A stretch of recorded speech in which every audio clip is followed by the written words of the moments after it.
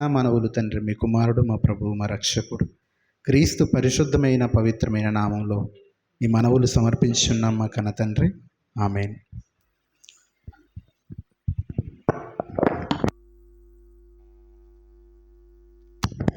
Hello. ప్రభు అయిన యేసుక్రీస్తు పరిశుద్ధమైన నామంలో చేరి వచ్చిన మీ అందరికీ వందనాలు తెలియజేస్తున్నాను. మరి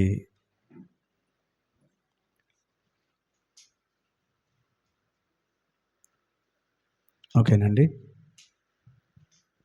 అవకాశం ఇచ్చిన దేవునికి వందనాలు చెల్లిస్తూ ఈరోజు వాక్యం వినడానికి మనలందరినీ ప్రేమించి ఈ కాలం వరకు మనల్ని సజీవుల లెక్కలో ఉంచి ఇంకా మనలో మన జీవితంలో మారవలసినవి, చేయవలసినవి ఉన్నవి కనుకనే దేవుడు మనల్ని సజీవుల లెక్కలో ఉంచాడని నమ్మొచ్చు.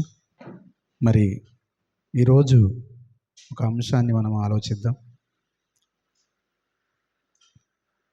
నిజంగా మరి గత 5 దినాలు జరిగిన సభల సారాంశం ఒకసారి మనం ఆలోచిస్తే కొన్ని ప్రాముఖ్యంగా సంఘంలో మనము అలవర్చుకోవలసినవి, నేర్చుకోవలసినవి, కలిగి ఉండవలసినవి మనకు చాలా స్పష్టంగా, సూటిగా మనతోనే దేవుడు మాట్లాడినట్టుగా మనకు అనిపించింది. ఏంటి అవి అంటే, ముందుగా కుటుంబంలో మనకు ప్రార్థన ఉండాలి. రెండవది, వాక్యము ప్రతిదినము చదువుకోవాలి. మూడవది, మన మొబైల్స్ అనేటివి, మన ఫోన్స్ అనేటివి శనివారం సాయంత్రం నుంచి ఆదివారం సాయంత్రం వరకు స్విచ్ ఆఫ్లో ఉండాలని మంచి మాటలు మనం విన్నామండి. మరి అది మనం చేయగలమా అంటే, కనీసం ఆదివారం రోజైనా ఉదయం నుంచి సాయంత్రం వరకు, లేదా కనీసం మన ప్రార్థన అయిపోయేంత వరకు 2 గంటల వరకైనా మన మొబైల్స్ అనేటివి ఫ్లైట్ మోడ్లో లేదా స్విచ్ ఆఫ్ చేయగలిగితే చాలా బాగుంటుందండి. మాటలు, దేవుని మాటలు అనేవి కేవలం వినడానికి, ఆనందపడడానికి మాత్రమే కాకుండా మన జీవితంలో పాటించడానికి మరి మనం వింటున్నామనే సంగతి మనం మర్చిపోకూడదు. అలాగే కొన్ని కార్యక్రమాలు కూడా మన జీవితంలో మరి వాక్యాన్ని చదువుతున్నప్పుడు, వాక్యాన్ని వెంబడిస్తున్న వారముగా వాటిని చెయ్యకూడదని ఎవరు చెప్పినా సత్యం అనేది సత్యంగానే ఉంటుందండి. బర్త్డే కార్యక్రమాలు కానీ, పెళ్ళి కార్యక్రమాలు కానీ, ఆ తర్వాత ఇంకా అనేక కార్యక్రమాలు కానీ, అవి చేయడానికి మన ఒక్కరుగా మనము బాట వేస్తే అనేకులకు అది మార్గదర్శకంగా అవుతుందని చాలా సంగతులు మనం విన్నాం.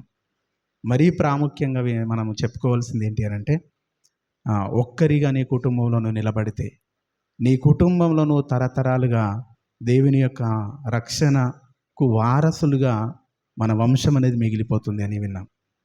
నిజంగా ఒక్కరు నిలబడితే మరి మనం అందరము దేవునిలో ఉండొచ్చనే అద్భుతమైన మాటలు మనం విన్నామండి. అవి విని ఆనందించి అయిపోయిందని దులిపేసుకోవడం కాకుండా, మన జీవితంలో అవి కనబడితేనే మరి వాటికి పరమార్థం అనేది మనం పొందగలుగుతాం. అలాగేనండి, ఈరోజు ఒక ఉన్నతమైన అంశాన్ని గురించి మనం ఆలోచన చేద్దాం. ఇశ్రాయేలీల ఐగుప్తు బానిసత్వం దేనికి సంకేతం అనే పాఠాన్ని మనం ఆలోచన చేద్దాం. ఇశ్రాయేలీల ఐగుప్తు బానిసత్వం దేనికి సంకేతం? ఓకేనండి, ఇలాంటి పాఠాలు మీరు యూట్యూబ్లో కొట్టినా కానీ మీకు దొరకవు. ఎందుకంటే మరి యూట్యూబ్లో ఇలాంటి పాఠాలు మాత్రం లేవు. ఆలోచించండి, ఐగుప్తు బానిసత్వము దేనికి సంకేతము? ఐగుప్తు బానిసత్వం అంటే మీకు తెలియంది కాదు. ఇశ్రాయేలీలు, యాకోబు సంతానం ఐగుప్తు దేశానికి మరి కరువు వచ్చినప్పుడు తమ ప్రాణాలను కాపాడుకోవడానికి ఐగుప్తు దేశానికి వెళ్ళినట్టు మనం చూస్తాం. ఐగుప్తు దేశానికి వెళ్ళినట్లుగా మనం చూస్తాం. మరి ఐగుప్తు దేశానికి బానిసత్వంగా దేవుడు ఎందుకు పంపించాడు? ఐగుప్తు దేశానికి ఇశ్రాయేలీలు ఎందుకు ప్రయాణమై వెళ్ళిపోయారు? అని మనం ప్రశ్నించుకున్నట్టయితే చాలా సమాధానాలు మనకు వినబడతాయండి. నిజంగా ఐగుప్తు దేశానికి ఇశ్రాయేల్ ఎందుకు ప్రయాణం అయిపోయారని మిమ్మల్ని ప్రశ్నిస్తే మీ నుండి వచ్చే ఆన్సరు నేను వినాలనుకుంటున్నాను. చెబితే ఎందుకు ఇశ్రాయేలీలు ఐగుప్తు దేశానికి వెళ్ళిపోయారు? మరొక మాట, ఫరో గారికి కళ వచ్చింది. ఫరో గారికి కళ వచ్చింది. ఆ కళ యొక్క భావము మనకందరికీ తెలుసు. అలాగే అంతకంటే ముందే యోసేపు గారికి కళ వచ్చింది. ఆ కళల భావం కూడా మనకు తెలుసు.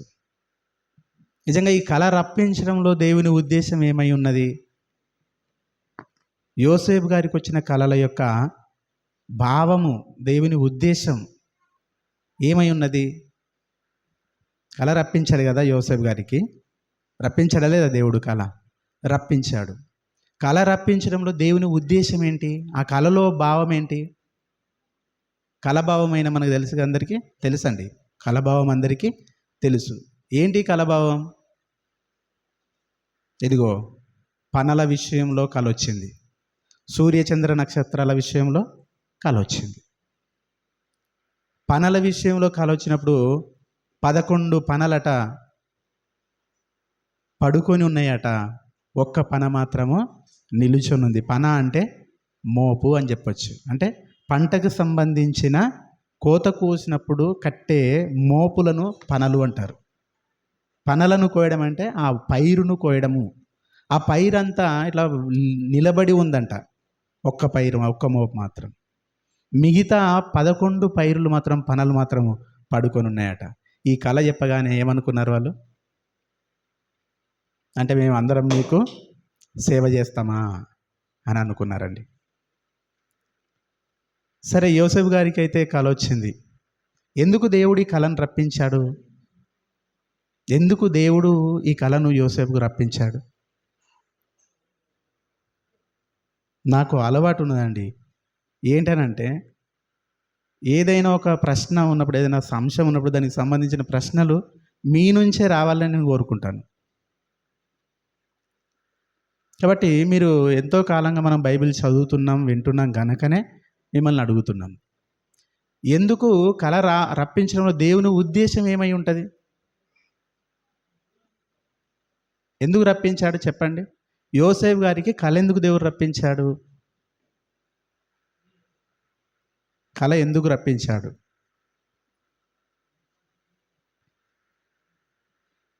ఏముందండి, యోసేపు గారి కళ రప్పించడంలో దేవుని ఉద్దేశం ఏంటంటే ఐగుప్తు దేశానికి తీసుకెళ్ళాలి. అంతే కదా? అంతేనా? ఇంకేమైనా చెప్పాలనుకుంటున్నారా మీరు? ఐగుప్తు దేశానికి తీసుకెళ్ళాలి.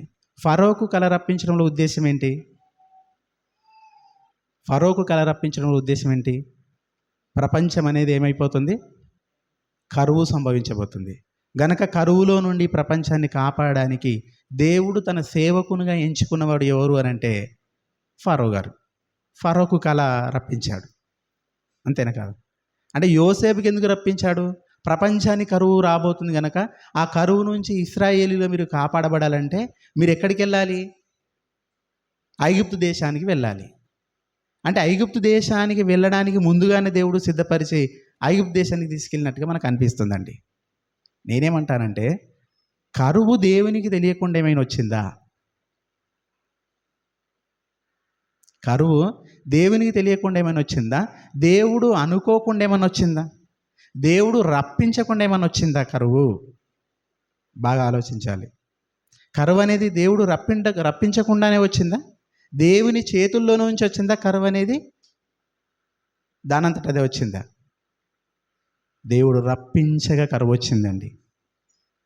మనకందరికీ తెలుసు ఏంటంటే, దేవుడు సముద్రాన్ని సైతం ఎడారిగా మార్చగలడు, ఎండిన ఎడారిని సైతం సముద్రంగా మార్చగలిగిన దేవుడు ఆయన. కరువును రప్పించడం, కరువును పూడ్చేయడం పెద్ద విషయం కాదండి దేవునికి. మరి కరువును రప్పించని ఒక సాకు ఎందుకని పెట్టాడు దేవుడు? ఇశ్రాయేలీలు మరీ ఊరికే వెళ్ళరు కదా అండి. ఐగుప్తు దేశానికి ఊరికే వెళ్తారా? అప్పటికే వెళ్ళమంటే ఎంత చెప్పినా యాకోబు గారు వెళ్తలేరండి.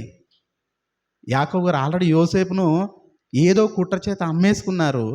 అది దేవుని సంకల్పంలో భాగమే అయినప్పటికీ యాకోబు గారు మాత్రం వెళ్ళట్లేదు. కరువు చేత చచ్చిపోతానేమో అని ఉన్నప్పటికీ నేను వెళ్ళకూడదని గట్టిగా అక్కడే ఉన్నాడండి యాకోబు గారు.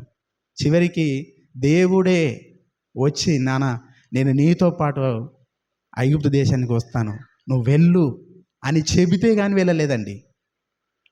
ఊరికే వెళ్తారా వీళ్ళు? ఏ కరువు లేకుండా వీళ్ళు ఐగుప్తు దేశానికి వెళ్తారా? వెళ్ళరు గనక కరువు రప్పించాడు. కరువు రప్పించి ఐగుప్తు దేశానికి తీసుకుపోవాల్సిన అవసరత ఏముంది దేవునికి? ఇతర దేశాలకు వెళ్ళటం అంటే, వలస వెళ్ళటం అంటే, దేవుడు ఇతర దేశాలకు ఇతర రాజ్యాలకు చెదరగొట్టడం అంటే అందులో ఒక అర్థం ఉందండి. ఐగుప్తు దేశానికి బబులోని దేశానికి తీసుకెళ్ళిన అష్షూరు గ్రీకు సామ్రాజ్యాలకు తన పిల్లల్ని చెదరగొట్టిన కొంత అర్థం ఉంది. ఏంటి అని అంటే, వారు తప్పు చేసిన ప్రతిసారి చెదరగొట్టడం ఒక ఆనవాయితీ. కానీ ఐగుప్తు దేశానికి ఇశ్రాయేల్ని తీసుకెళ్ళడము అసలు ఏ కారణం దాగి ఉంది? అప్పటికి ఇంకా తప్పులేం చేయలేదు కదా. అబ్రహాము సంతానము, ఇస్సాకు సంతానము, యాకోబు సంతానం. ఈ సంతానాలు ఏవి తప్పులు చేయకుండానే ఎందుకు ఐగుప్తు దేశానికి బలవంతంగా దేవుడు కరువు రప్పించి మరీ తీసుకెళ్ళాడు? ఎందుకు బలవంతంగా దేవుడు కరువు రప్పించి మరలా బలవంతంగా ఎందుకని తీసుకెళ్ళాడు? మనం ఆలోచిస్తేనే కానీ అర్థం కాదండి. ఇశ్రాయేలీలు అనేది దేవుడు ఏర్పరచుకున్న జనం. ఐగుప్తు దేశం ఆనాడు లోకం అంటే ఐగుప్తు దేశమే, ప్రపంచం అంటే ఆ రోజు ఐగుప్తు దేశమే. అంతేనా? ఇంకేమైనా ప్రపంచం ఉందా? ఆలోచించండి. అంతేనా? ఇంకేమైనా ప్రపంచం ఉందా? అప్పటికి ప్రపంచం అంటేనే ఐగుప్తు దేశం. అంటే ఐగుప్తు దేశం సర్వ భూమికి ఏమైపోయి ఉంది? పరిపాలన విధంగా ఒక హెడ్ ఆఫీస్ ఉన్నదండి. హెడ్ ఆఫీస్ ఉన్నది. ఆ తర్వాత కదా బబులోను, కల్దీలు వీళ్ళందరూ వచ్చింది. అష్షూరు రాజ్యాలు వచ్చింది ఆ తర్వాత కాలంలో కదా. ముందు ఐగుప్తు దేశం అండి. అంటే లోకం ఒక ప్రపంచం అని చెప్పుకోవాలంటే ఐగుప్తు దేశం. మరి ఇశ్రాయేలీలుగా ఉన్న వీరు ఎక్కడ అండి? కానాను దేశంలోనండి. ఒకసారి అబ్రహాము గారిని మనం పరిశీలిస్తే, అబ్రహాం గారిని ఎక్కడి నుంచి రప్పించాడు? అసలు ఏ ఊరు నుంచి రప్పించాడు? ఊరు అనే పట్టణం నుంచి, లేదా కల్దీల పట్టణం నుంచి రప్పించాడండి ఆయన్ని. అంతేనే కాదా? ఎక్కడికి వచ్చారు వాళ్ళ తర్వాత? ఊరు నుంచి కల్దీల పట్టణానికి వచ్చారు. ఒకసారి ఆ వచనాన్ని మనం చూద్దాం.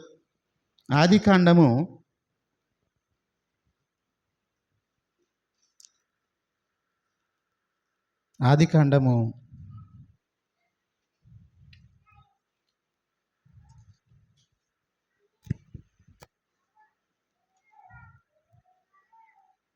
11వ అధ్యాయము.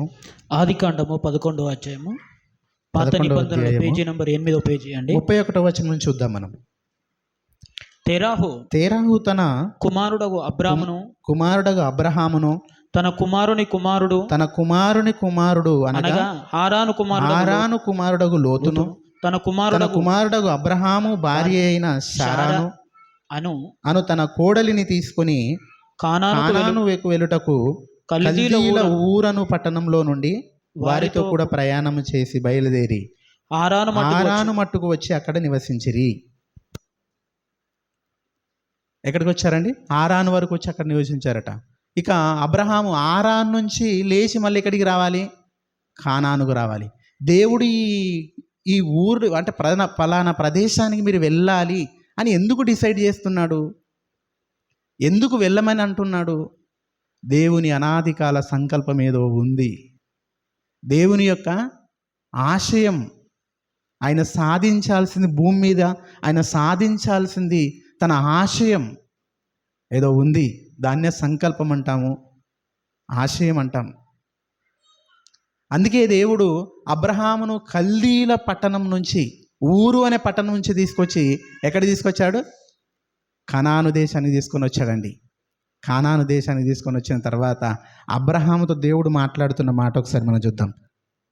అబ్రహాంతో దేవుడు మాట్లాడుతున్న మాట మనం చూద్దాం ఒకసారి. 15వ అధ్యాయము 13-14 వచనాలు చూద్దాం. ఆయన ఆయన నీ సంతతి నీ వారు సంతతి వారు తమది కాని తమది కాని పరదేశమందు పరదేశమందు నివసించి నివసించి ఆ దేశపు ఆ వారికి దేశపు వారికి దాసులుగా నుందురు. వారు వారు 400 ఏండ్లు వీరిని శ్రమ పెట్టుదురు. వీరు ఎవరికి దాసులవుదురో ఆ జనమునకు నేనే తీర్పు తీర్చుదును. తర్వాత వారు మిక్కిలి ఆస్తితో బయలుదేరి వచ్చెదరు. అంటే దేవుడు అబ్రహాముకు అప్పటికి సంతానం లేదు. లేకపోవటం వలన దేవుడు అబ్రహాము దేవునితో మాట్లాడినప్పుడు, నాన్న నువ్వేం బాధపడకూడదు, నీ సంతానాన్ని నేను విస్తరిస్తాను. ఎలా నీ సంతానం ఉంటుంది? ఇసుక రేణువులంత నీ సంతానం ఉంటుంది అని చెప్పిన తర్వాత ఏమంటున్నాడు? నీ సంతానము పరదేశమందు నివసిస్తారు. 400 సంవత్సరాలు నీ సంతానం పరదేశమందు నివసిస్తారు. వాళ్ళు ఎందుకోసం నివసిస్తారు? ఎందుకు పరదేశానికి వెళ్ళాలి? అబ్రహాముతో ముందుగానే చెప్పాడు. అంటే ఇశ్రాయేలీల ప్రయాణము, ఐగుప్తు నుంచి మళ్ళీ కానాను ప్రయాణము, ఇవన్నీ అబ్రహాముకు ముందే తెలుసా అంటే ముందే తెలుసు. ఎన్ని వందల సంవత్సరాలు ఉంటారు, అన్ని వందల సంవత్సరాలు ఎందుకుంటారో కూడా అబ్రహాం గారికి తెలుసు అండి. ఎందుకుంటారో కూడా అబ్రహాం గారికి తెలుసు. అందుకే 400 సంవత్సరాలు బానిసత్వంలో ఎవరు? నీ సంతానం ఉంటారయ్యా. అప్పుడు నేనే నా బాహుబలం చేత ఐగుప్తు దేశం నుంచి ఇదిగో నీ సంతానాన్ని మరలా కానానుకు తీసుకొని వస్తాను అని చెప్తున్నాడు. మీకు అందరికీ ఒక విషయం అర్థం కావాలి. ఇప్పటికే దేవుడు కానాను దేశంలోనే ఇశ్రాయేల్ని ఉంచితే సరిపోతుంది కదా, అంతేనే కదా? కానాను దేశంలోనే ఇశ్రాయేలీల్ని ఉంచితే సరిపోదా? అనవసరంగా 400 సంవత్సరాలు ఎక్కడికి తీసుకెళ్ళాడు? ఐగుప్తు దేశానికి తీసుకెళ్ళి 400 సంవత్సరాలు ఉంచాడండి అక్కడ. మరలా అక్కడ ఏమైనా ఉంచాడంటే లేదు, మరలా కానాను దేశం తీసుకొని వెళ్ళటం ఎందుకు? మరలా తిరిగి తీసుకొని రావటం ఎందుకు? ఈ ప్రయాణాల వెనుక దేవుని ఉద్దేశం ఏంటి? కానానుకు ఐగుప్తు ప్రయాణానికి మరలా కానాను ప్రయాణానికి దేవుడు ఎందుకు ఇలా తీసుకొని మరలా తీసుకొని రావటం ఎందుకోసం? దాని వెనకాల దేవుని ఉద్దేశం ఏమై ఉన్నది అనేది మనం ఈరోజు ఆలోచన చేయాలండి. ఆలోచన చేయాలి. ఊరికే ఏమాత్రం తీసుకెళ్ళాడు కదా దేవుడు.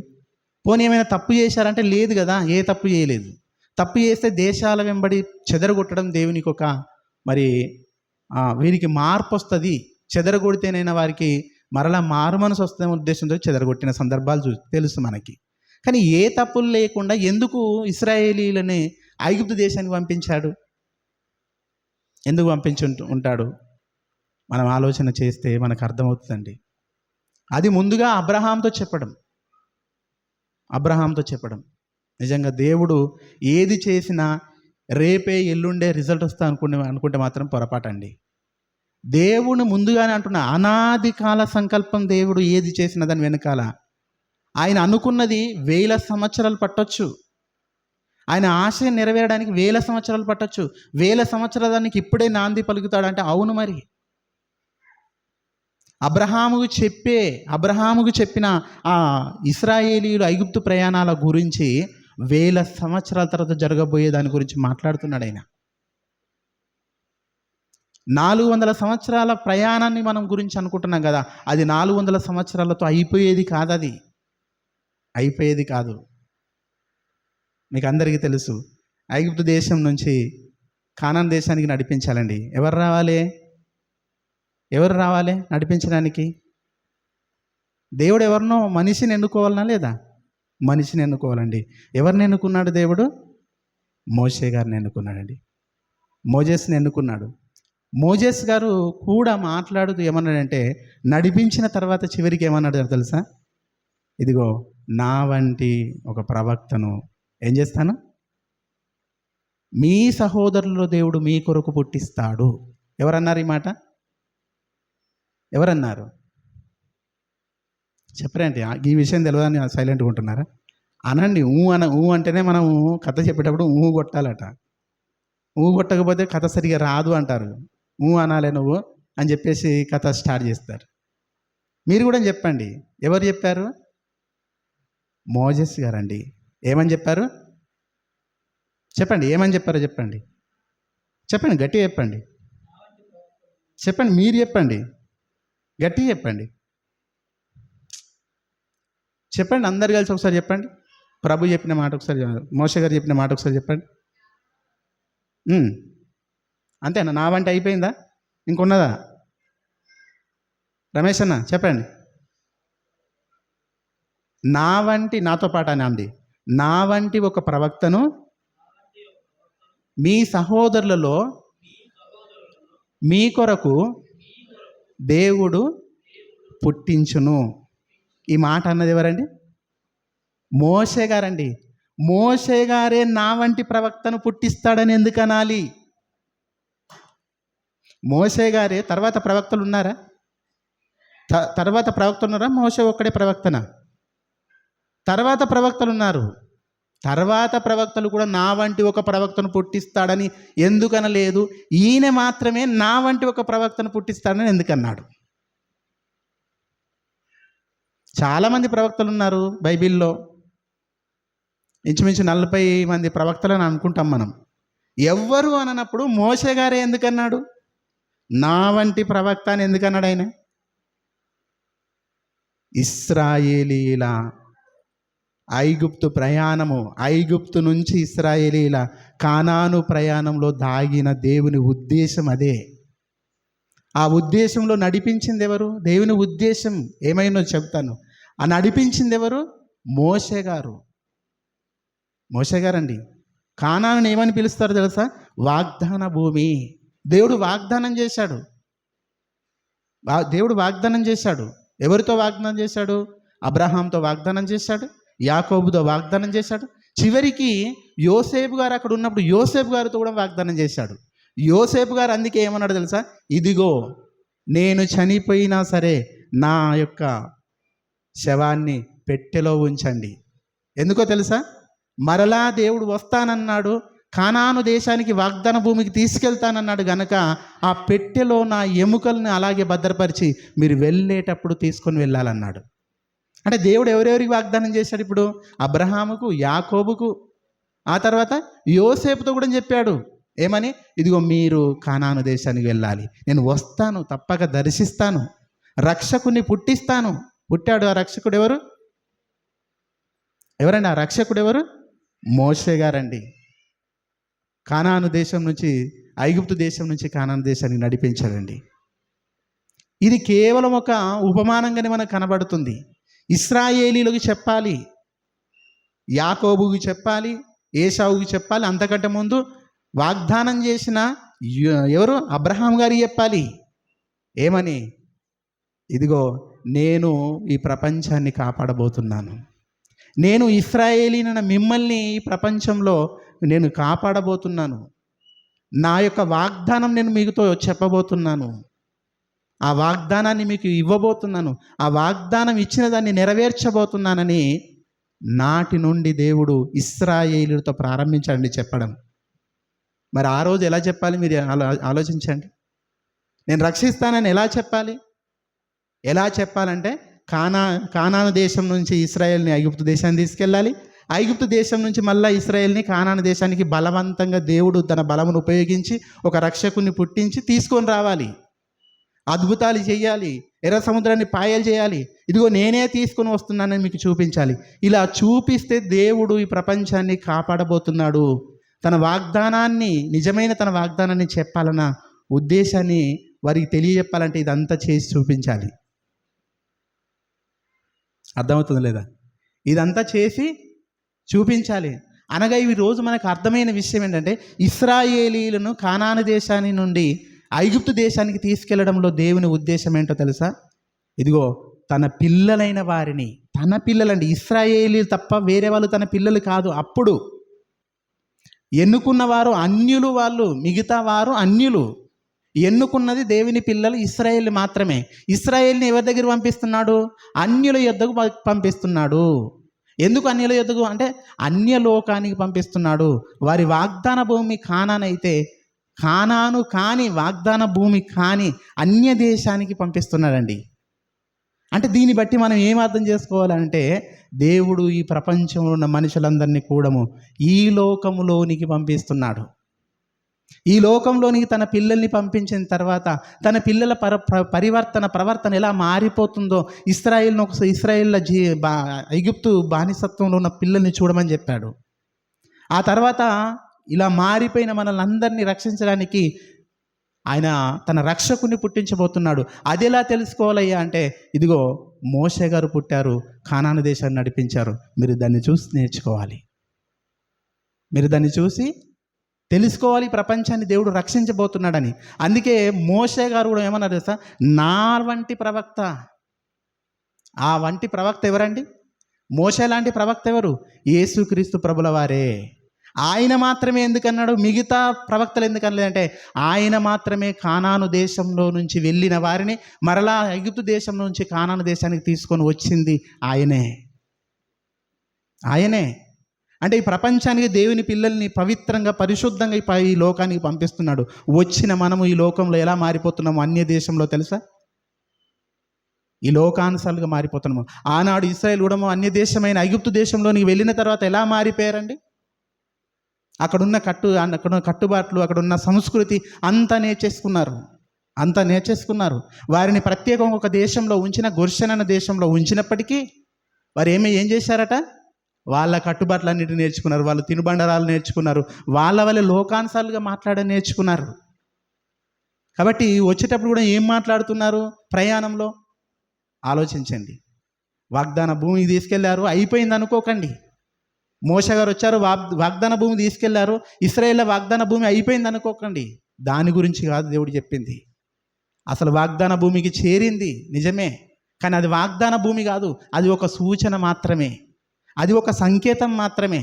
దేనికి సంకేతం? ఆ వాగ్దాన భూమి అయిన కానానులోనే యేసుక్రీస్తు ప్రభుల వారి యొక్క మరణ సమాధి పునరుత్థానం జరిగింది.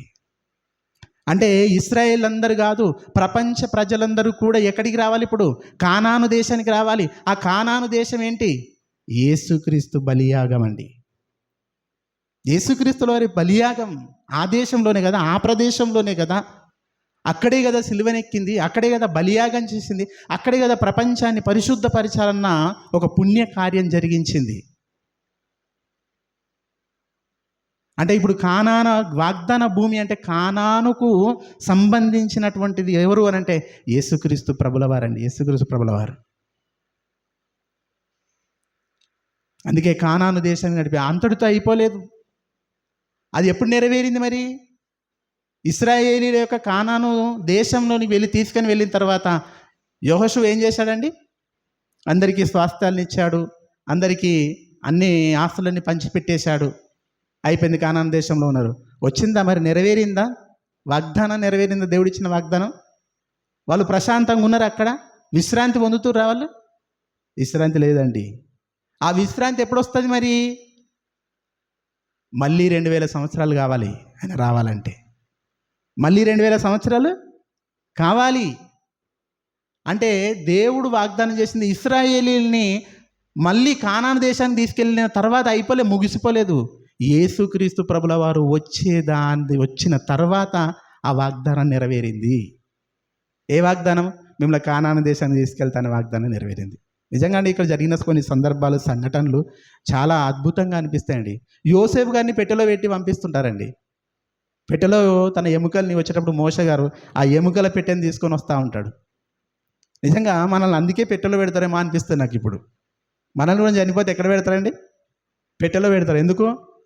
మనం కూడా ఈ లోకానికి సంబంధించిన వారము కాము, మనం కూడా పరలోకానికి వెళ్ళాలి కాబట్టి మన ఎముకలు ఇక్కడ ఉండకూడదు అన్న ఉద్దేశానికి దానికి సాదృశ్యంగా కావచ్చేమో. పెట్టేనే ఆచారం అక్కడి నుంచే వచ్చిందేమో. ఆ పెట్టేనే ఆచారం బైబిల్లో ఇంకా మరి ఎక్కడ కనిపించండి, ఒక్క దగ్గరనే కనిపిస్తుంది. అంటే ఐగుప్తు దేశం అనేది అన్య దేశం. వారి యొక్క పౌరస్థితి ఐగుప్తు కాదు, వారి యొక్క పౌరస్థితి కానాను. మేమిక్కడి వారం కాదు, మేము ఎక్కడి వారము? కానానుకు సంబంధించిన వారం. మేము కానానే మా ఐడెంటిటీ, మేమిక్కడికి సంబంధించిన వారం కాదు అని చెప్పడానికి ఎముకల్ని కూడా అక్కడ వదిలిపెట్టద్దని చెప్పాడండి యోసేపు గారు. నిజంగా ఆ ఆచారం ఈరోజు పెట్టెలో మనం పెడుతున్నారేమో. ఎందుకంటే నేను ఈ లోకపు వాడని కాను, నా పౌరస్థితి ఈ లోకం కాదు, నా పౌరస్థితి పరలోకమందున్నది, నేను పరలోకానికి వెళ్ళవలసిన వాడనని చెప్పడానికేమో. నిజంగా ఆ ఐడెంటిటీ అక్కడి నుంచే వచ్చిందని నేను అనుకుంటున్నానండి. అర్థమవుతుందా లేదా? నిజంగా అదేనా మరి? అదేనా? కొన్ని వచనాలు, కొన్ని సందర్భాలు మనం చూద్దాం ఒకసారి.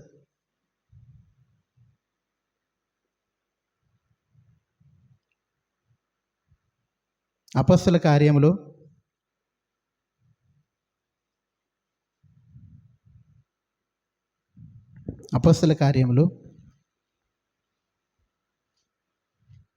26వ అధ్యాయము 6వ వచనం చూద్దాం. 26వ అధ్యాయము 6వ వచనం. ఇప్పుడైతే దేవుడు మన పితరులకు చేసిన వాగ్దానము, పితరులకు చేసిన వాగ్దానం అట. అంటే పితరులు ఎవరు ఇప్పుడు? అబ్రహామే కదా. అంటే మూల పితరుడు ఎవరు ఇప్పుడు మనందరికీ? అంటే మూల పితరుడు అబ్రహాము, ఆ తర్వాత యాకోబు, ఆ తర్వాత ఇశ్రాయేలీయులు. అంటే పితరులను ఎవరిని అనొచ్చు ఇప్పుడు? అబ్రహాము నుంచి మొదలుకొని ఆ తర్వాత వచ్చిన వారందరినీ పితరులు అనవచ్చు. దేవుడు పితరులతో చేసిన వాగ్దానం ఇప్పుడు చదవండి. వాగ్దాన విషయమై నిరీక్షణను గూర్చి వాగ్దాన విషయమైన నిరీక్షణను గూర్చి నేను విమర్శింపబడుటకు నిలిచి ఉన్నాను. చూసారా? అంటే పితరులు చేసిన వాగ్దానం నిమిత్తం అంటే పౌలు గారు విమర్శింపబడుతున్నాడట. ఎవరు చేసిన వాగ్దానం నిమిత్తం? అది దేవుడు పితరులకు చేసిన వాగ్దానం కోసమట. ఇప్పుడు పౌలు గారు యేసుక్రీస్తు అనంతరము ఆదాని కోసం నేను నిలిచి ఉన్నాను అంటుండు. పితరులు చేసిన వాగ్దానం విషయమై విమర్శింపబడుటకు నేను నిలిచి ఉన్నాను. ఎవరు చేసిన వాగ్దానం అట? అది పితరులకు చేసిన వాగ్దానం. ఏమని చేశాడు? ఇదిగో నీ పిల్లలు ఐగుప్తు దేశానికి వెళ్తారు, 400 సంవత్సరాలు అక్కడ ఉంటారు, మరలా నేను రక్షకుని పుట్టిస్తాను, వారిని తీసుకొని వస్తాను, వచ్చి కనాన్ను మీకు ఇస్తాను. అయిపోయింది అనుకుంటే పొరపాటు. అప్పుడు చేసిన వాగ్దానం కోసమట ఇప్పుడు పౌలు గారు కూడా విమర్శించబడడానికి నిలిచున్నాడట. అంటే దేవుడు చేసిన వాగ్దానము కేవలము కానాను భూమికి, వాగ్దాన భూమి అని ఎంచబడుతున్న కానాను భూమికి మాత్రమే కాదండి. ఆ కానాను భూమి అటు ఇటు ప్రయాణాలన్నీ ఎందుకని చేయించాడో తెలుసా? ఏ తప్పులు లేకపోయినా ఇదిగో క్రీస్తు యొక్క వాగ్దానమును గురించి, క్రీస్తు ద్వారా నెరవేర్చబోయే దేవుడు చేసిన వాగ్దానమును గురించి చెప్పడానికి, పాఠం నేర్పించడానికి, ఆ తరంలో ఉన్నవారికి చెప్పడం ఎలా?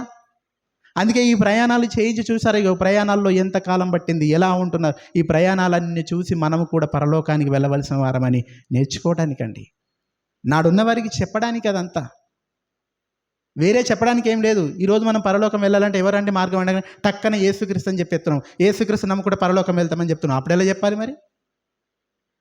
నీ సంతానం నేను వాగ్దాన భూమి నీ సంతానానికి ఇస్తాను. నీ సంతానం ఎలా ఉంటుందో తెలుసా? ఆకాశమందు జ్యోతుల వలె ఉంటారు, సముద్రపు ఇసుక వలె విస్తరించిన వారు ఉంటారు. వారిని నేను ఎప్పటికీ దీవిస్తాను, ఆశీర్వదిస్తానని చెప్పాడు. ఎలా మరి చెప్పడం అనేది? ఇప్పుడంటే యేసుక్రీస్తుని నమ్ముకుంటే మనకు ఆశీర్వాదం వస్తుందని మనం పరలోకం వెళ్ళిపోతామని చెప్తున్నాం. అప్పుడు చెప్పడం ఎలా? అందుకే ఉదాహరణగా ఎన్నో చూపించి, యేసుక్రీస్తుకు ఛాయారూపకమైన ఉదాహరణలు ఎన్నో చూపించుకుంటూ వచ్చాడండి దేవుడు, ఎన్నో చూపించుకుంటూ వచ్చాడు. అలాగే మనం మరో వచనాన్ని చూద్దాం.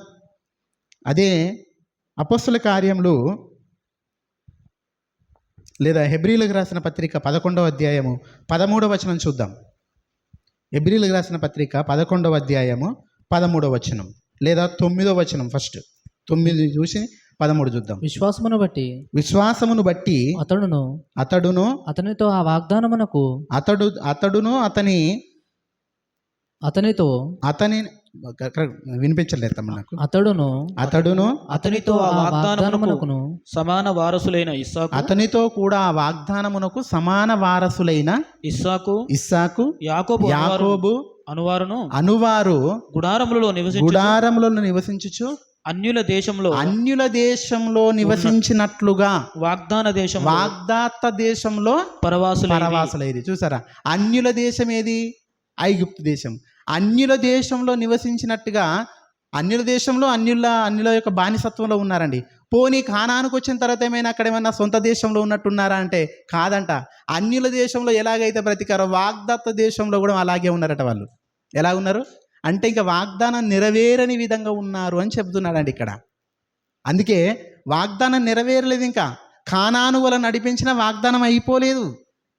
దేశానికైతే వచ్చారు, కానీ వాగ్దానం అయితే ఇంకా నెరవేరలేదు అని చెబుతూ 11వ వచనం చూద్దాం, 13వ వచనం చూద్దాం. విశ్వాసమును బట్టి శారాయు వాగ్దానం చేసినవాడు నమ్మదగినవాడు ఎంచుకొనెను గనుక తాను వయసు గతించినదైనను గర్భం ధరించుటకు శక్తి పొందెను. అందుచేత మృతతుల్యుడైన ఆ ఒకని నుండి సంఖ్యకు ఆకాశ నక్షత్రముల వలెను సముద్ర తీరమందలి లెక్కింప శక్యంగాని ఇసుకవలెను సంతానము కలిగెను. వీరందరూ ఆ వాగ్దానముల ఫలము అనుభవింపకపోయినను దూరం నుండి చూసి వాగ్దాన ఫలము అనుభవింపలేదట. ఇస్సాకు, యాకోబు, అబ్రహాం అని చెప్పుకుంటూ వచ్చాడా? వచ్చిన తర్వాత వాళ్ళట కానాను దేశానికి వెళ్ళారట, కానీ వాగ్దాన ఫలాలు అయితే అనుభవించలేదట. వాగ్దాన ఫలాలు అనుభవించలేదు. అలాగే మనం చూస్తే వాగ్దాన ఫలములు అనుభవింపకపోయినను దూరం నుండి చూసి వందనం చేసి తమ భూమి మీద పరదేశులమును యాత్రికులమై ఉన్నామని ఒప్పుకొని విశ్వాసం గలవారై మృతి పొందిరి. ఇంకా వాగ్దాన ఫలం అనుభవింపలేదట, అలాగే నిలిచిందట. వాగ్దాన ఫలం నిలిచిందండి. అంటే ఇప్పుడు వాగ్దాన భూమికి చేర్చేటప్పటికి మోషగారు లేరండి. చివరి దాకా వచ్చాడు, చివరిలో మోషగారు లేరు. మరి ఎవరు తీసుకెళ్లారు అంటే మనకు అందరికీ తెలుసు, యెహోషువ గారు తీసుకెళ్లారు. యెహోషువ తీసుకెళ్ళి ఆ యోర్దాను దాటించి యోర్దానుకు అవతల యువతల ఆ స్వాస్థ్యాన్ని అంతా వీరికి పంచిపెట్టాడు ఇశ్రాయేళ్ళకి. ఆ తర్వాత వారికి ఏమైనా మరి దాని వారికి విశ్రాంతి ఏమైనా జరిగిందా అంటే లేదు. వాగ్దాన ఫలం లేదు కదా. వాగ్దాన ఫలం వస్తే అందరం విశ్రాంతి ఉంటాం. వాగ్దాన ఫలం ఏంటిది అసలు? వాగ్దాన ఫలం ఏంటి చెప్పండి? విశ్రాంతేనా? వాగ్దాన ఫలం ఏంటి? విశ్రాంతేనా కాదా? ఇప్పుడు భూమి మీద మనం అందరము పని చేయాలి. పని చేసిన తర్వాత మనం చనిపోయిన తర్వాత మనకి ఏముంటుంది? పరలోకంలో విశ్రాంతి ఉంటుంది. అంటే దేవుడు మనకు వాగ్దానం చేసింది ఏంటిది? మీకు నిత్య జీవం ఇస్తానని వాగ్దానం చేసిన దేవుడు, మీకు నిత్య జీవం ఇస్తానని వాగ్దానం చేసిన దేవుడు నిత్య జీవంలో ఏముంటుందట? అక్కడ విశ్రాంతి ఉంటుందట. అంటే వాగ్దాన ఫలం ఏంటిది ఇప్పుడు? విశ్రాంతి ఇప్పుడు మరి కానాను దేశంలో ఉందా లేదో ఒకసారి మనం చూద్దాం. అదే హెబ్రీయులకు రాసిన పత్రిక 4వ అధ్యాయము 7-8 వచనాలు చూద్దాం. హెబ్రీయులకు రాసిన పత్రిక 4వ అధ్యాయము 7-8 వచనాలు చూద్దాం. కానాను దేశంలో అసలు విశ్రాంతి ఉందా? కాగా ఎవరో కొందరు విశ్రాంతిలో ప్రవేశించుదురు అన్న మాట నిశ్చయము గనుకను ముందు సువార్త వినినవారు అవిధేయత చేత ప్రవేశింపలేదు గనుకను నేడు మీరాయన మాట వినిన ఎడల మీ హృదయములను కఠినపరచుకును కడని అని వెనుక చెప్పబడిన ప్రకారము ఇంతకాలమైన తర్వాత దావీదు గ్రంథంలో నేడు అని ఒక దినం నిర్ణయించి ఉన్నాడు. చూసాడా? అంటే దానికి ఒక దినం నిర్ణయించట. విశ్రాంతికి కోసం, విశ్రాంతి మీకు వస్తుందని చెప్పడానికి ఒక దినం నిర్ణయించాడట. ఓకేనండి. 8వ వచనం చూసినట్లయితే యెహోషువ వారికి విశ్రాంతి కలగజేసిన ఎడల ఆ తర్వాత మరి యొక్క దినమును గూర్చి ఆయన చెప్పకపోవును. యెహోషువ విశ్రాంతి కలగజేశాడా? కానానీయులకు కలగజేయలేదా? కలగజేయలేదు. అంటే వాగ్దాన భూమిలో వాగ్దాన ఫలం నెరవేరిందా? నెరవేరలేదు. యెహోషువ వాళ్ళకి విశ్రాంతి కలగజేస్తే మరొక దినమని మళ్ళీ చెప్పడు కదా. మరొక దినము అని చెబుతున్నాడంటే యెహోషువ వారికి విశ్రాంతి కలగజేయనట్లే కదా. కలగజేయకపోతే వాగ్దాన ఫలం నిలిచి ఉన్నట్లే కదా. అంటే వాగ్దానం నెరవేరదని కదా. ఆ వాగ్దానము దేవుడు చేసిన, పితరులు చేసిన వాగ్దానం అసలు ఏంటో తెలుసా అని చెబుతూ అపోస్తుల కార్యంలో దేవుడు చెప్తున్న మాటను ఇప్పుడు మనం చూద్దాం. అపోస్తుల కార్యములు 13వ అధ్యాయము 32వ వచనం చూద్దాం. అపోస్తుల కార్యములు 13వ అధ్యాయము 32వ వచనం. దేవుడు యేసును లేపి పితరులకు చేసిన వాగ్దానమును మన పిల్లలకు నెరవేర్చి ఉన్నాడు. చూసారా? ఎంత చక్కటి మాట ఇక్కడ రాయబడిందో చూడండి. దేవుడు యేసును లేపి, పితరులు ఎవరు? ఇంతకుముందు మనం చెప్పుకుంటూ వచ్చాం. అబ్రహాము, ఇస్సాకు, యాకోబు, ఇశ్రాయేలీలు, వీళ్ళందరూ మన పితరులండి. వీళ్ళందరూ యూదులు మాత్రమే కాదు, ఇప్పటికి మన పితరులు. మరి వాళ్ళకి చేసిన వాగ్దానం ఎప్పుడు నెరవేరిందట? యేసును లేపినప్పుడు నెరవేరిందట. యేసును లేపినప్పుడు దేవుడు అబ్రహాముకు చేసిన వాగ్దానము, యాకోబుకు చేసిన వాగ్దానము, ఇశ్రాయేలుకి చేసిన వాగ్దానం ఏంటి? కానానుకు మిమ్మల్ని తీసుకెళ్తానే వాగ్దానం ఎప్పుడు నెరవేరిందట? యేసును లేపిన తర్వాత నెరవేరింది అనే మాట మనం ఇక్కడ చూస్తున్నామండి. దేవుడు యేసును లేపి పితరులు చేసిన వాగ్దానమును మన పిల్లలకు నెరవేర్చి ఉన్నాడని మేము మీకు సువార్తను ప్రకటించుచున్నాము. అంటే మనం ప్రకటించే సువార్త దేవుడు నాట నుంచి చేసుకుంటూ వచ్చిన వాగ్దానము.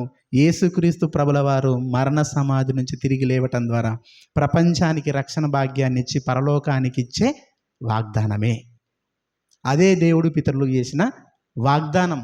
అందుకే దేవుడు ఐగుప్తు దేశం నుంచి కానాను దేశానికి నడిపించడం, ముందుగా కానాను నుంచి ఐగుప్తు దేశానికి బలవంతంగా తీసుకొని వెళ్ళటం ఎందుకు? మనకు పాఠం చెప్పాలని. ఏ పాఠం చెప్పాలని?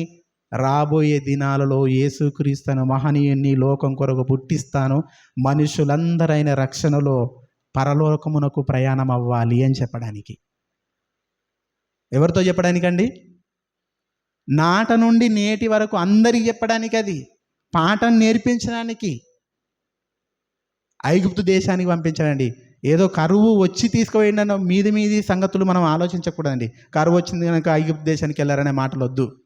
కరువును రప్పించింది ఆయన, రానంటే నేను నీతోడున్న వెళ్ళు అని చెప్పి మోటివేట్ చేసింది ఆయన, బలపరిచింది ఆయన.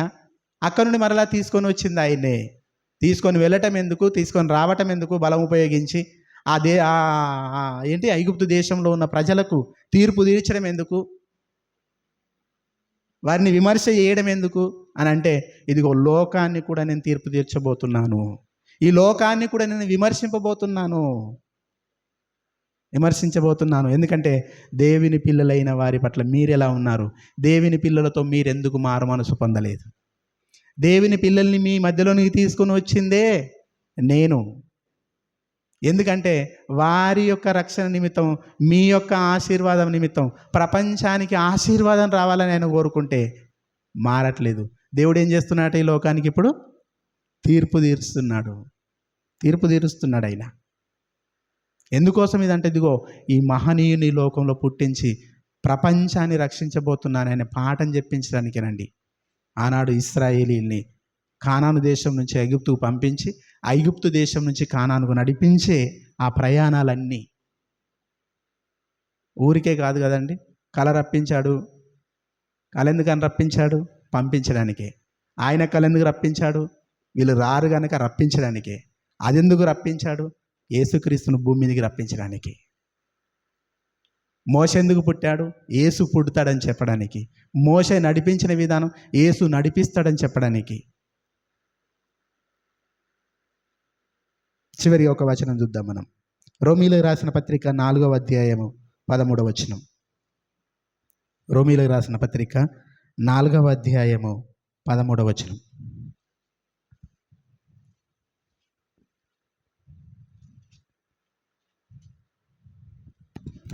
రోమీలకు రాసిన పత్రిక 4వ అధ్యాయం 13వ వచనం అండి. Page number 136 page.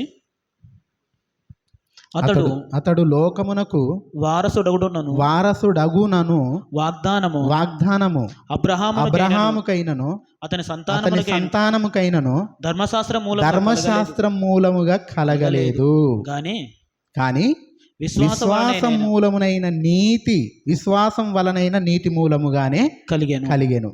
చూసారా? ధర్మశాస్త్రం ఉన్నది కదా. అప్పుడు ధర్మశాస్త్రం అంటే మోషే గారు వచ్చిన తర్వాత ధర్మశాస్త్రం అండి. మోషే గారు వచ్చిన నిర్గమకాండం కానీ, సంఖ్య, లేవి, ద్వితీయోపదేశ కాండాలు కానీ, ఇవన్నీ ధర్మశాస్త్రం అంటాం. ఇప్పుడు ప్రయాణం ఎప్పుడు జరిగింది?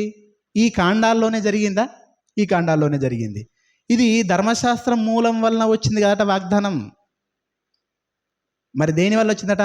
విశ్వాసం వలనైన నీతి మూలంగానే వాగ్దానం కలిగిన కానీ ధర్మశాస్త్రం వల్ల కలగలేదు అంటున్నాడు. ఎవరికి? అబ్రహాముకైనను అతని సంతానముకైనను వాగ్దానం అనేది ధర్మశాస్త్ర మూలంగా కలగలేదు. నడిపించిన తర్వాత ముగిసిపోయింది కదా, ప్రయాణము అయిపోయింది, వాగ్దాన భూమికి వెళ్ళామంటే కాదు, దానివల్ల కలగలేదు. అది కేవలం సూచన మాత్రమే. ఇదిగో ఆనాడు చేసిన వాగ్దానం యేసుక్రీస్తు మూలంగా ఈరోజు ప్రపంచానికి జరుగుతున్నదే వాగ్దాన ఫలం నెరవేరుస్తుంది ఇప్పుడు. అందుకే వారికి చేసిన వాగ్దానము ఇదిగో మన పిల్లలకు నెరవేర్చి అన్నాడు. సేమ్ మోషే గారు కూడా అదే చెప్పారండి. ఏం చెప్పారో తెలుసా?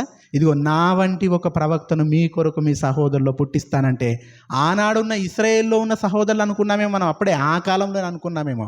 కాదు. ఎప్పుడొచ్చాడు ఆయన? ఎప్పుడొచ్చాడండి? కొత్త నిబంధన గ్రంథంలో ఎంటర్ అయిపోయింది. అంటే నిబంధన చేంజ్ అయిపోయింది. అంటే యేసుక్రీస్తు కాలం అది. మోషే కాలం ఎప్పటిది, యేసుక్రీస్తు కాలం ఎప్పటిది చెప్పండి? దేవుడు చేసిన వాగ్దానానికి నెరవేర్పుకు ఎంతకాలం ఉన్నది చూడండి. అందుకే ఇశ్రాయేలీల ఐగుప్తు బానిసత్వం దేనికి సంకేతం అని అంటే, యేసుక్రీస్తు రక్షణ, ఆ తర్వాత రక్షణ పొందిన మనం పరలోకానికి వెళ్ళే ఇగో ఈ ప్రయాణానికి సంబంధించి సంకేతంగా మనకు కనబడుతుంది. ఓకేనండి. ఆ రోజే ఐగుప్తు దేశానికి చేరలేని పరిస్థితి, కేవలం భూమి మీద ఉన్న మరొక భూమికే చేరలేని పరిస్థితి. భూమి అనుకుంటే పొరపాటు, కానాన్ అనేది భూమి అనుకుంటే పొరపాటు. కానాన్ అంటే భూమి కాదు, ఎవరో తెలుసా? యేసుక్రీస్తు అని అర్థం. యేసుక్రీస్తు దగ్గరికి చేరడానికి, భూమి మీద ఒక ఉపమాన రూపంగా చేరడానికే ఎవ్వరు చేరలేక చివరికి చేరింది ఎంతమంది అంటే ఇద్దరే అన్నాడు. మరి పరలోకానికి వెళ్ళేటప్పుడు ఎంతమంది వెళ్తారు? వాళ్ళు ఇద్దరే అని చెప్పాడు. పరలోకానికి వెళ్ళేటప్పుడు ఎంతమంది వెళ్తాం మరి? కొద్ది మంది అన్నాడా, చాలామంది అన్నాడా? చెప్పండి. కొద్ది మంది అన్నాడా, చాలామంది అన్నాడా? కొద్ది మందే. ప్రవేశించాలనుకునేటోళ్ళు మాత్రం అనేకులు. అప్పుడు కూడా ప్రవేశించాలనుకున్న వారు 6 లక్షల మంది, కానీ ప్రవేశించింది మాత్రం ఇద్దరే. ఇప్పుడు కూడా ప్రవేశించాలనుకునేవారట అనేకులట, కానీ ప్రవేశించేవారు మాత్రం కొద్ది మందే. చూసారా ఎంత మంచిగా టాలీ అయిపోయారు దీనికి? అంటే దేవుని ఉద్దేశాలలో ఉంది, దేవుని సంకల్పం ఇదంతా. ఊరికే పంపించలేదు ఐగుప్తు దేశానికి. మనకు క్రీస్తు రాబోతున్నాడని ప్రపంచానికి చాటి చెప్పడానికి సంవత్సరాలు పట్టిందండి. 400 సంవత్సరాలు. అదైతే ప్రయాణం 40 సంవత్సరాలండి. ఇది చూడండి, ఇంకా 400 సంవత్సరాలు బానిసత్వం అయితే ప్రయాణం కూడా 40 సంవత్సరాలు. బైబిల్లో 40 అనేదానికి ఒక ప్రత్యేకత ఉంది, తర్వాత మాట్లాడుకుందాం దాని గురించి. అంటే ఇన్ని సంవత్సరాల వెనకాల ఏముంది అంటే క్రీస్తు రాకడకు సంబంధించిన సూచనలు చెప్పడానికి, ఇవన్నీ పాఠం నేర్పించడానికి ఇగో ఇంత తీసుకుంటాడా దేవుడు అంటే అవును. కొన్ని తరాలే గతించిపోయాయండి ఆ బానిసత్వం ప్రయాణాల తర్వాత, ప్రయాణాల సమయంలో. కానీ అప్పటికీ నెరవేరలేదు ఇంకా. ఆ తర్వాత చాలా సుదీర్ఘకాలం తర్వాత యేసుక్రీస్తు రావటం, అప్పుడు పితరుల యొక్క వాగ్దానం చేసిన ఆ వాగ్దాన ఫలం నెరవేరడం. ఇప్పుడు అందరం మనం ఇంకా వాగ్దాన ఫలం నెరవేరిందంటే యేసుక్రీస్తు వచ్చాడు, వాగ్దాన ఫలం అనుభవిస్తూనే ఉన్నాము. ఇప్పటికీ ఇంకా అయిపోలే అది. యేసుక్రీస్తులో ఉన్నాము, పరలోకమునకు వెళ్ళాలి మనం. కొత్త భూమి కొత్త ఆకాశం కొరకు మనం కనిపెడుచున్నాం అన్నాడు కదా. ఆ కొత్త భూమి కొత్త ఆకాశం యేసుక్రీస్తులో ఉన్న నూతన సృష్టి అయిన మనమే. మరి వెళ్దామా పరలోకానికి? వెళ్ళాలండి. వెళ్ళాలంటే ఇదిగో ఐగుప్తు దేశానికి నుండి కానాను వారు చేసిన ప్రయాణాన్ని ఒక్కసారి మీరు జ్ఞాపకంలో తెచ్చుకొని ఇంటికి వెళ్ళిన తర్వాత ఎంతమంది వెళ్ళారు? నేను వెళ్తానా? ఇద్దరే వెళ్ళారా? ఎంత ఆశ్చర్యం అండి, ఇద్దరే వెళ్ళారు. 6 లక్షలకి ఇద్దరు వెళ్ళారంటే అసలు ఈ ప్రయాణంలో ఈ జరిగిన సందర్భాలు ఏంటి ఒక్కసారి మీ మనసులోకి తెచ్చుకొని ఆలోచించి, నేనుంటే తప్పించుకుంటున్నా. ఆ కాలంలో భూమి మీద జరిగిందే తప్పించుకోనప్పుడు ఇంత గొప్ప రక్షణను మనం ఎలాగూ తప్పించుకుందుము అనే హెబ్రీయులకు రాసిన 2వ అధ్యాయంలో ఆ ఉన్న వచనాన్ని, 1, 2, 3 వచనాల్లో ఉన్న వచనాన్ని మీరు వినండి, చూడండి ఒకసారి. ఆనాడు భూమి మీద ఉన్న దాన్నే తప్పించుకోలేనప్పుడు, ధర్మశాస్త్రం వల్ల కలిగిన దాన్నే తప్పించుకోలేనప్పుడు, దేవదూతల ద్వారా దానికి కలిగిన దాన్నే తప్పించుకోలేనప్పుడు, సాక్షాత్ యేసుక్రీస్తు తన రక్షణ తీసుకుని వచ్చిన తర్వాత ఈ ప్రయాణంలో మనము తప్పుల తడకగా ఉంటే మనం తప్పించుకోలేమండి. మనల్ని మనం సిద్ధం చేసుకుందాం దేవుని కొరకు, ఆయన రాకడ కొరకు, మన పరలోక ప్రయాణం కొరకు మనం సిద్ధపడిపోదాం. మనం అనుకున్నది గమ్యాన్ని మనము చేరిపోవాలి. దానికోసం మనం ఎలా మనల్ని తీర్చిదిద్దుకుంటాం అలా తీర్చిదిద్దుకుంటాం, ఎలా మనల్ని ఎలా మలుచుకుందాం అలా మలుచుకుందాం. ఓకేనా? ప్రార్థన చేసుకుందాం. పరమందున్న మా కన్న తండ్రి, ఘనమైన ఉన్నతమైన పరిశుద్ధమైన మీ పాదాలకు మీ కుమారుడు మా ప్రభు మా రక్షకుడు క్రీస్తు పరిశుద్ధమైన నామములో వందనాలు తండ్రి. నా దేవా, మాకు భూమి మీద ఎన్నో పాఠాలు తండ్రి, ఆ పాఠాలు సంవత్సరాల తరబడి నేర్పించాడు తండ్రి. నా దేవా మీరు ఇచ్చిన అవకాశాలు గొప్పవి, మీరు చూపించిన సూచనలు నా దేవా గమనించలేని వారిగా మేము ఉన్నాము తండ్రి. నా దేవా ఈనాడు తండ్రి శ్రేష్టమైనది స్పష్టమైనది మా కళ్ళ ముందు ఉన్నప్పటికీ మేము దాన్ని నిర్ణయించుకోలేకపోతున్నాము. ఛాయలో వాళ్ళు ఎలా నిర్ణయించుకుంటారయ్యా? నా దేవా, ఛాయ అయినా స్పష్టమైనదైనా మీకోసం నిలబడాలి, మీ వాక్కు చెప్పగానే మేము సిద్ధపడిపోవాలనే నా దేవా మీ వాక్యం మాకు సెలవిస్తుందయ్యా. ఈ లోకాన్ని చూసి మోసపోయి ఈ లోకంలో నా దేవా ఐగుప్తుల ప్రయాణంలో జరిగినట్టుగా మేము చెదిరిపోకుండా, తప్పిపోకుండా, రాలిపోకుండా తండ్రి మీ సన్నిధి చేరేంత వరకు మా పట్టుదల విడవకుండా తండ్రి మీకోసం ప్రయాణం చేసే భాగ్యాన్ని మాకు కలిగించమని వేడుకుంటూ మరొకసారి తండ్రి మీ పాదాల చెంత ప్రాధేయపడుతూ దేవా మేమందరం సిద్ధపడేలా కృప చేయమని వేడుకుంటూ ప్రార్థన మనవులు మీ కుమారుడు మా ప్రభువు మా రక్షకుడు క్రీస్తు పరిశుద్ధమైన పవిత్రమైన నామంలో సమర్పించున్నాం మా కన్న తండ్రి. ఆమేన్. ఆమేన్. అందరికీ ప్రభు పేట వందనాలు.